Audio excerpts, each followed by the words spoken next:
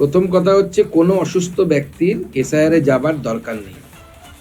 বেশ কিছু বিএলও তারা তৃণমূল কংগ্রেসের হয়ে কাজ করছে এবং তারা মানুষকে সঠিক ইনফরমেশনটা পৌঁছে দিচ্ছে না। আমার নিজের বাবা অসুস্থ এই মুহূর্তে, তাকে কি বিএলওর কাছে যেতে হবে? না, যেতে হবে না। আমার বাড়িতে এসে বিএলও করে যাবে, হিয়ারিং বাড়িতে হবে। কিন্তু এটা পুরোটাই তৃণমূল কংগ্রেসের প্ল্যানিং করে করা হচ্ছে এসআইআর বিরোধী একটা মানসিকতা তৈরি করার জন্য। এবং আমি বলতে বাধ্য হচ্ছি দুঃখের সাথে, বেশ কিছু মিডিয়া এর সাথে যুক্ত। মিডিয়াকে মমতা বন্দ্যোপাধ্যায় এই কাজ দিয়েছে এটা করার জন্য।